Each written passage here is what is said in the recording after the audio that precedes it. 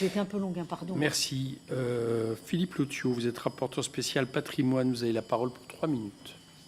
Merci, Monsieur le Président. Madame la Ministre, merci pour les éléments que vous avez exposés. Alors, sur le programme 175 patrimoine, je soulignerai d'abord une exécution budgétaire 2023 en demi-teinte. Certes, avec 1,210 milliard de crédits de paiement, elle dépasse de 100 millions d'euros le montant de la loi de finances initiale. Mais au montant de la loi de finances initiale se sont ajoutés 230 millions de fonds de concours et de mouvements de crédit, dont près de la moitié pour Notre-Dame de Paris. Et au final, l'exécution budgétaire est en retrait de 115 millions par rapport à l'ensemble des crédits ouverts. Les crédits pour la plupart des actions ont cependant un bon taux de consommation.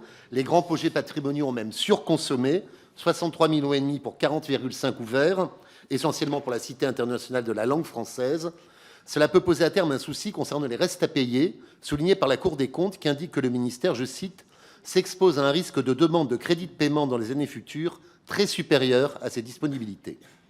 En revanche, les crédits d'investissement pour les autres monuments historiques, notamment ceux appartenant aux collectivités et aux propriétaires privés, sont sous-consommés à plus de 20%, soit 58 millions sur un total de 258 millions ouverts, ce qui est vraiment très dommageable quand on sait l'étendue des besoins. Alors, outre des lourdeurs procédurales, peut-on y voir l'impact d'un manque d'ABF dans les territoires qui ne sont pas assez nombreux pour traiter l'ensemble des dossiers? On parle beaucoup et parfois trop de réarmement. À quand un réarmement des DRAC?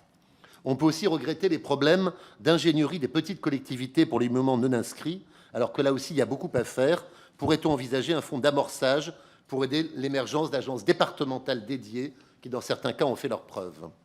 Alors, nos 18 opérateurs font preuve d'une grande capacité d'adaptation, même si l'on peut nourrir des inquiétudes sur l'équilibre futur du centre Pompidou, mais ça, c'est un sujet à part entière.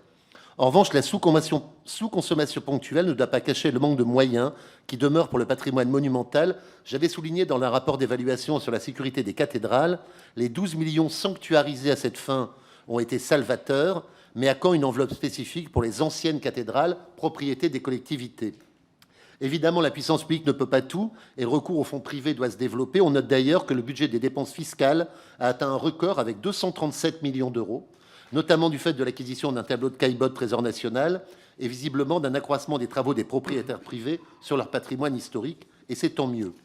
Pour autant, la collecte dédiée à l'automne dernier par le Président de la République en faveur du patrimoine religieux, avec 200 millions d'euros envisagés d'ici fin 2025, c'était l'objectif, est à la peine avec moins de 3 millions collectés à ce jour. Comment expliquer ce début plus que modeste et comment relancer cette collecte? Ne faudrait-il pas notamment élargir les critères d'éligibilité qui limitent ce dispositif aux moins de 10 000 habitants en métropole et 20 000 outre-mer, ce qui exclut, je prends cet exemple-là, Lisieux, 21 000 habitants, et qui est pourtant propriétaire de sa cathédrale. Enfin, une ressource supplémentaire pour les collectivités ne pourrait-elle pas être la possibilité de majorer la taxe de séjour en cas d'affectation des travaux patrimoniaux? En conclusion, Madame la Ministre, beaucoup est indéniablement fait, il faut le dire, mais il y a sans doute encore beaucoup à faire pour notre patrimoine, notamment religieux. Je vous remercie. Madame la Ministre. Merci, monsieur le rapporteur. Sur le patrimoine et le patrimoine religieux, je pense que vous avez déjà dû entendre mes propos et j'ai été interrogée d'ailleurs dans l'hémicycle dans le cadre de questions d'actualité. Je suis très attachée au patrimoine, j'en ai fait une priorité comme vous le savez. J'ai été très claire là-dessus, y compris quand il y a eu les réductions budgétaires. Le patrimoine n'a pas été touché puisque j'ai maintenu les crédits dans ce domaine. Je suis attachée au patrimoine évidemment historique et en particulier au patrimoine religieux, sur lequel évidemment j'ai mis aussi une priorité particulière. Alors, sur les anciennes cathédrales que vous indiquiez, qui sont la propriété des collectivités locales, elles ne relèvent pas du plan dit sécurité des cathédrales.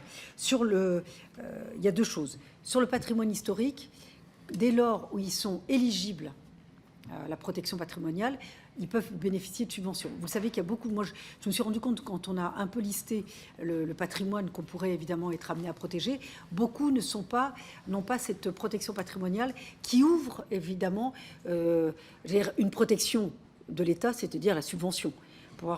Et donc, nous intervenons pour protéger le patrimoine historique, toujours suite à un incendie, un drame, un incendie, un toit qui s'effondre. Donc, on intervient toujours dans l'urgence ou dans le cadre d'une catastrophe. Donc, là-dessus, comptez sur moi, le patrimoine sera en tous les cas une politique majeure que je porte et que je porterai. Et donc sur le budget, à ce jour, on a évidemment on a préservé son budget. Vous savez très bien que là, nous allons avoir la discussion budgétaire et ce qu'on appelle aussi dit le mur d'investissement. Donc dans cette discussion, évidemment, je pourrais revenir vers vous et si vous m'interrogez, je pourrais évidemment vous écrire très précisément à l'issue des discussions que nous pourrons avoir. Sur la collecte en faveur du patrimoine religieux, la souscription qu'avait lancée, qui était à l'initiative du président de la République. Alors vous avez raison, elle n'a pas eu un véritable succès quand on voit comparé au loto du patrimoine. Pourquoi? D'abord, il y a une raison. Je pense que quand on est sur une souscription populaire, nationale, je pense que les gens ont besoin de voir à quoi ils souscrivent.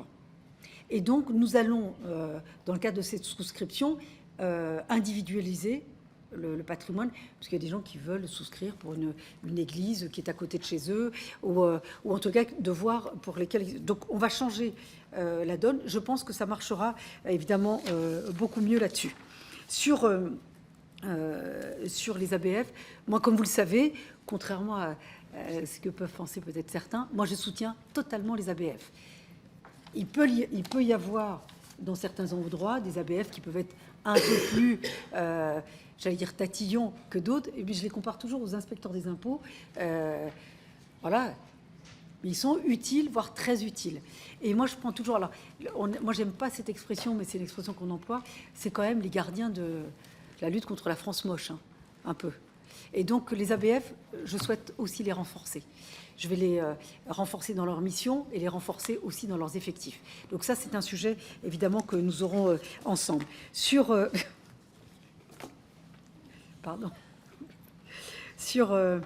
la taxe de séjour, alors je vais vous dire, c'est un débat qu'on a déjà eu, que j'ai déjà eu comme élue parisienne.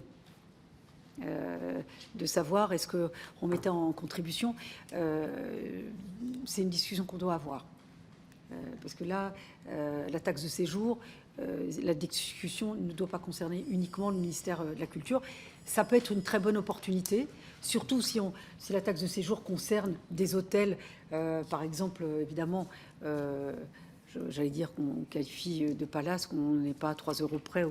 Mais c'est une discussion qu'on doit avoir absolument. Mais ça mérite évidemment d'être regardé sans avoir le sentiment d'alourdir une fiscalité. Mais ça mérite d'être regardé. Donc c'est pour ça que je réserve ma réponse sur ce sujet.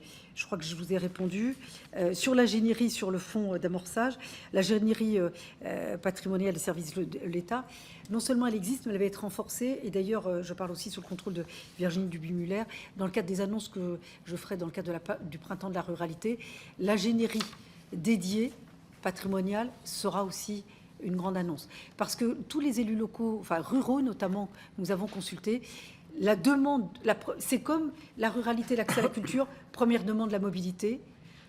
Patrimoine, c'est évidemment de pouvoir avoir une ingénierie culturelle, patrimoniale dédiée. Donc je vais peut-être être amenée à réorganiser un peu au niveau des DRAC avec les ABF ou les UDAP, d'avoir évidemment des unités plus renforcées et peut-être plus orientées, plus fléchées sur le patrimoine historique, religieux, et dans les zones rurales en particulier, parce que c'est là où on a les plus grandes difficultés, parce que vous avez des toutes petites communes qui ont souvent des abbayes énormes qui dépassent évidemment les moyens de la commune. Donc là-dessus, je suis totalement engagée.